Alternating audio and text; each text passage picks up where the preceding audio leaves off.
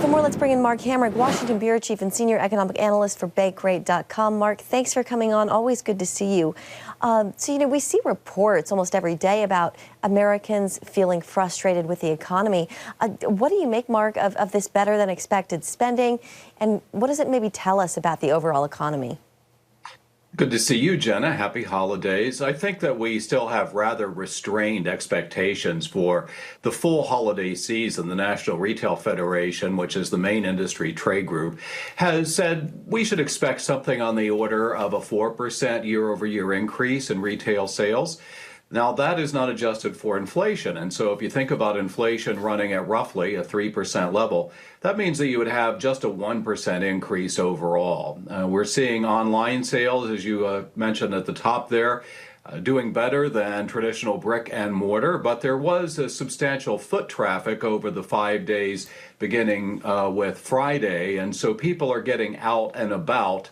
But I think that we're extremely, conscious about value these days with people who are not high income, high wealth, trying to focus on, managing their finances overall. And holiday spending has to exist within the confines of our overall financial objectives, including paying the rent and putting food on the table. Yeah, absolutely. Mark, just how sustainable is this level of holiday spending, and should we be worried about consumer debt? We're worried when people get out over their skis, so to speak, on getting into too much debt, and we see some worrisome signs, for example, on car loan delinquencies and repossessions that are related to that.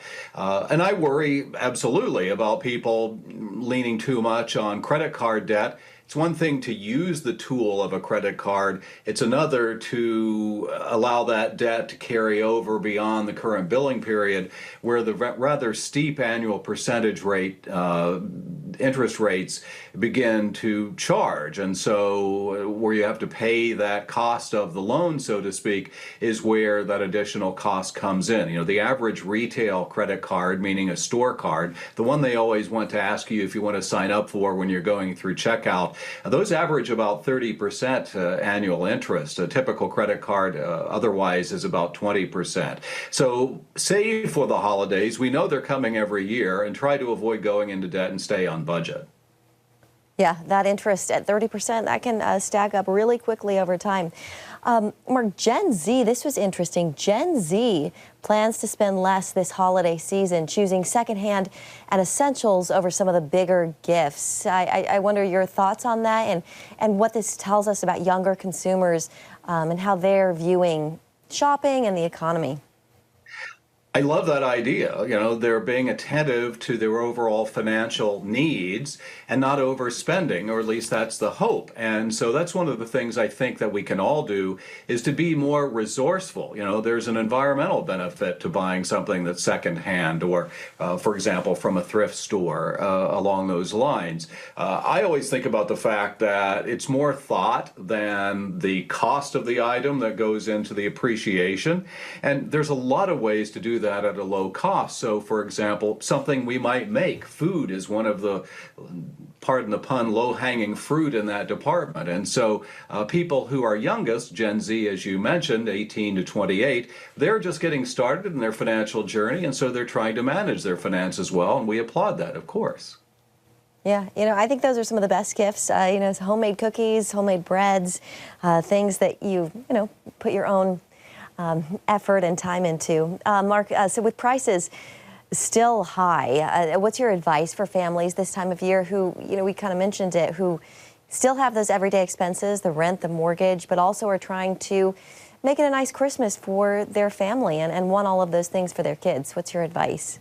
Well, here at CBN, I think we know the reason for the season. And yeah, we all love to get gifts, but we really love more, I think, the time spent with friends and family. It's those memories that we carry with us into the future years of our lives. And so making memories is really what it's all about. And unfortunately, I think as we go through our lives, we are likely the recipients of many thoughtful gifts, but it's the time spent with friends and family, and not so much that, they went deep into their bank account to buy a gift. It's about love, ultimately. Yeah. You know, I have one friend who they do for their kids, they do 3 gifts representing the 3 wise men, and it keeps simple. It keeps it simple. It keeps it manageable for them, and yeah, maybe good advice for somebody else out there. All right, Mark Hamrick with Bankrate.com. Mark, always good to see you. Thank you, Mark. Thank you, Jenna.